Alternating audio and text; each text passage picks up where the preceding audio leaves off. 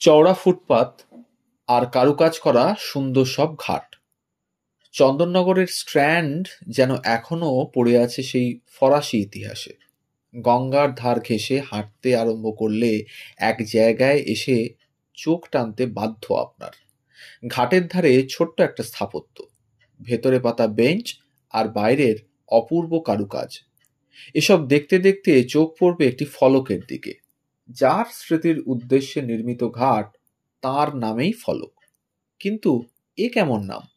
মসিয়ে দরগা চারণ রাকুইট। নিশ্চয়ই কেউকেটা ছিলেন এই শহরের। আজ বাঙালির ইতিহাস এই নামকে হয়তো সেভাবে মনে রাখে না, কিন্তু চন্দননগরের ইতিহাসের সঙ্গে ইনি জড়িয়ে আছেন ওতপ্রোতভাবে। 1921 সালে চন্দননগরে নির্মিত হয়েছিল দুর্গাচরণ রক্ষিত ঘাট। যার নামে এই ঘাটের নামকরণ, তিনি ইতিহাসের পাঠ্যপুস্তকে উপেক্ষিতই থেকে গেছেন। বেশিরভাগ বাঙালির একটা ভুল ধারণা আছে যে ভারতীয়দের মধ্যে সর্বপ্রথম ফরাসি দেশের সর্বোচ্চ সম্মান লেজিয়ঁ দর সম্মান লাভ করেছিলেন নাকি সত্যজিৎ রায়। লেজিয়ঁ দর প্রদানের রেওয়াজ চালু করেছিলেন ফ্রান্সের সম্রাট এবং প্রবাদপ্রতিম বীর যোদ্ধা নেপোলিয়ন বোনাপার্ট। দুর্গাচরণ রক্ষিত ঘাটে এখনো লুকিয়ে নেপোলিয়নের স্মৃতি। ইতিহাস বলে সত্যজিতের আগে অন্তত 3 জন বাঙালি সম্মান লাভ করেছিলেন। আবার সবার প্রথম যে ভারতীয় সম্মান পেয়েছিলেন তিনি একজন বাঙালি তো বটেই, সেই সঙ্গে ছিলেন ফরাসি উপনিবেশের প্রজা। চন্দননগরের দুর্গাচরণ রক্ষিত 1896 সালেই লেজিয়ঁ দর পেয়েছিলেন তিনি।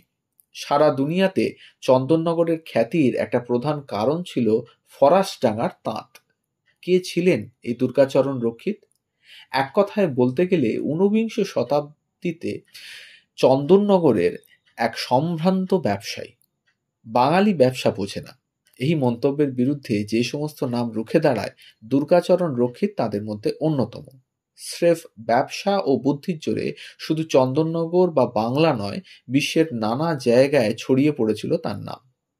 চন্দননগরের লালবাগানে আজও মাথা তুলে দাঁড়িয়ে আছে তার বিশাল রক্ষিত ভবন। ভেতরে ঢুকলে সেই ইতিহাসের একটা স্পর্শ তো পাওয়াই যায়, সেই সঙ্গে উঠে আসে আরও নানান গল্প। শুধুমাত্র ব্যবসায়িক গণ্ডিতে আটকে থাকেননি তিনি। দুর্গাচরণ রক্ষিতের গল্প আরও বড় ছবি নিয়ে হাজির হয় আমাদের সামনে।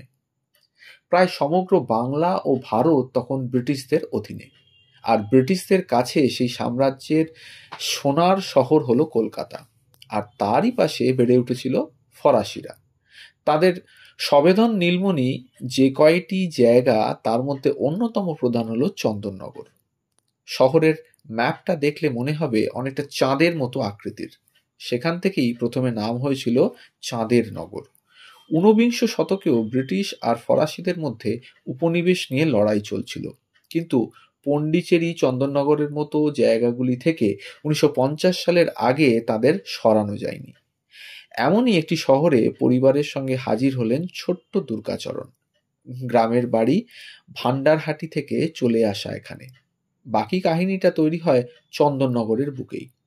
দুর্গাচরণের পারিবারিক ব্যবসা ছিল তাঁতের, তবে তার বাবা গোবিন্দচন্দ্র রক্ষিত সেই ব্যবসার পথে পা বাড়াননি। কামা লামোর অ্যান্ড কোম্পানি নামের এক ফরাসি কোম্পানিতে কাজ শুরু করেছিলেন তিনি। ধীরে ধীরে নিজের পরিশ্রমের জোরে মুৎসুদ্দির পদেও পৌঁছন তিনি, কিন্তু ভাগ্যের ফেরে অল্প বয়সেই মারা যান।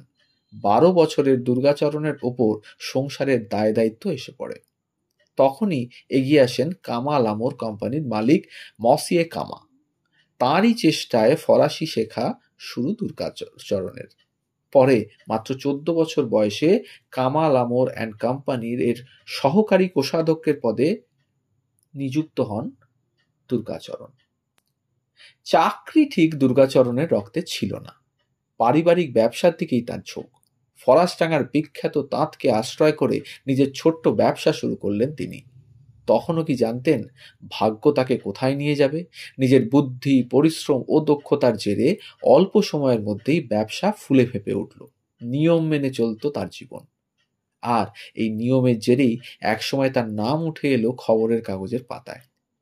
এখান থেকে বিদেশে পাঠাতেন চা, ডাল, কাপড়, আফিম সহ নানা দ্রব্য। বদলে বিদেশ থেকে তার কাছে আসতো দামি ফরাসি মদ, কুইনাইন, জিঙ্ক হোয়াইট ইত্যাদি।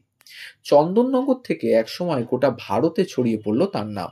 শুধু ফ্রান্সই নয়, মালয়েশিয়া, ক্যারিবিয়ান দ্বীপপুঞ্জ, জামাইকা, হংকং, মরিশাস, মিশরের মতো জায়গায় পৌঁছে গিয়েছিলেন তিনি। একটু একটু করে ঊনবিংশ শতকে বাংলা ও ভারতের ব্যবসার জগতের রীতিমতো দৈত্য হয়ে উঠলেন এক বাঙালি। একসময় এমন হলো যে ব্যবসার কাজে নিজের জাহাজ রাখতে হলো দুর্গাচরণকে। বেশ কয়েকজন বিদেশিকেও নিয়োগ করেছিলেন অফিসে। এইভাবেই দুর্গাচরণ রক্ষিত থেকে মসিয়ে দরগাচরণ রাকুইট এর যাত্রা। রক্ষিত ভবনে এখনো যত্নে রয়েছে তার ব্যবহার করা চিঠিপত্র, জিনিসঘর। সাহেবদের সঙ্গে সাক্ষাতের জন্য তৈরি করেছিলেন আলাদা একটা ঘর, সাহেবী বৈঠকখানা। তবে ব্যবসাতেই থেমে থাকে না দুর্গাচরণ রক্ষিতের জীবন। চন্দননগরকে প্রাণ ভরে ভালোবাসতেন। সেখানকার উন্নতির জন্য অনেক দান ধ্যানও করেছেন। শিক্ষা, স্বাস্থ্য, সমাজ সমস্ত দিক দিয়ে যাতে এই শহরটা উন্নতি হয় সেই জন্য ভাবতেন। গরিব মানুষদের জন্য বিনামূল্যে ওষুধের দোকান খুলেছিলেন তিনি। এমনকি বিনামূল্যে চাল ডালের বন্দোবস্তও করেছিলেন। 1885 সালে তার নামে একটি স্কুলও চালু করেন। আজ সেই স্কুলের নাম দুর্গাচরণ রক্ষিত বঙ্গ বিদ্যালয়। ফরাসি সরকারের তরফ থেকে সম্মানও পেয়েছেন অনেক।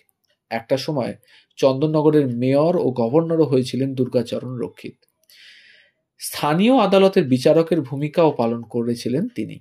শেষ পর্যন্ত 1896 সালে 6 জুন ফরাসি সরকারের তরফ থেকে তাকে লিজিও দ্য অনার সম্মানে সম্মানিত করা হয়।